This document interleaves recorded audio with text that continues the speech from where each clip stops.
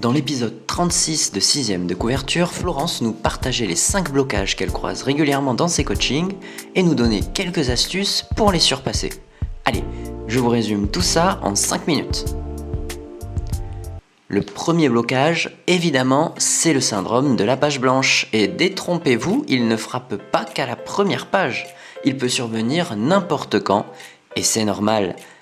Pourtant, qu'est-ce qu'elle est bien mon idée, mais impossible de trouver comment partir. Faut-il décrire le lieu, le personnage, la situation ? Quand on débute un chapitre, une scène, une action, on est souvent confronté au démarrage difficile. On sait ce qu'on veut mettre en œuvre, mais on ne sait pas comment bien commencer. Mais pas de panique.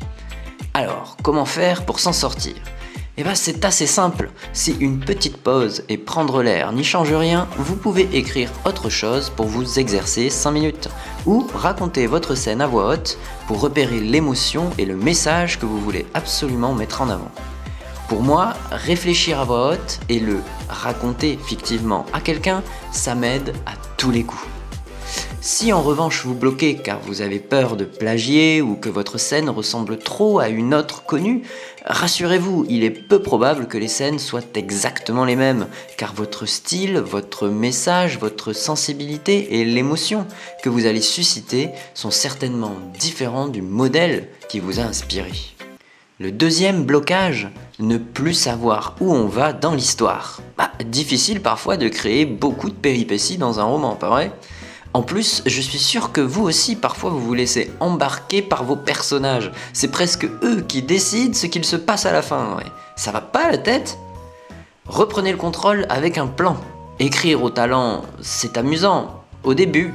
Quand l'enthousiasme s'en va ou qu'on a écrit la scène qu'on avait en tête sans prévoir la suite, le soufflet retombe. Faire un plan avant de se lancer dans l'écriture, c'est primordial. Pour en savoir plus, reportez-vous à l'épisode complet sur l'application de podcast de votre choix. Le troisième blocage, le manque d'inspiration. Aïe, celui-là fait très mal quand il frappe. En panne d'idées ? Pas de panique, c'est sûrement dû à une surcharge ponctuelle ou une homogénéisation de votre quotidien d'écriture. Sortez prendre l'air, baladez-vous, observez les gens ou la nature, réfléchissez à haute voix et lisez des livres. On n'a pas idée d'écrire si on ne lit pas un minimum, ça fait partie de la réussite. Bon, après, moi, j'ai beau regarder des matchs à la télé, je deviens pas meilleur pour autant. Mais ça m'inspire. Le quatrième blocage, vous n'êtes jamais satisfait de ce que vous écrivez. Vous aussi ? On a l'impression d'écrire un truc de dingue et le lendemain, on se rend compte que ce n'est pas terrible. Ne vous inquiétez pas, on passe tous par là. Florence nous expliquait que plus on écrit, meilleur on devient. Logique. N'oubliez pas que vous écrivez un manuscrit avant tout. Poursuivez, allez au bout. De toute façon, une réécriture est obligatoire. Vous n'y couperez pas.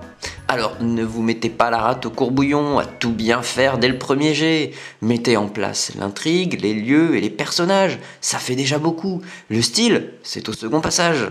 Et petit bonus, n'écrivez pas seul. Partagez votre histoire à quelqu'un pour qu'il puisse vous motiver les jours où vous n'y croyez plus. Dernier blocage, la procrastination. Bon allez, je vous laisse. Je finirai cette vidéo demain. J'ai toujours pas trouvé de créneau régulier dans ma journée pour faire le montage, alors je repousse tout à demain. Mais avant de vous quitter, je vous rappelle que dans la précédente vidéo, on évoquait les 4 erreurs classiques du premier chapitre, à absolument éviter. Et il y en a une, je suis sûr que vous l'avez faite celle-là. Bon, on se retrouve là-bas ou sur le podcast 6ème de couverture.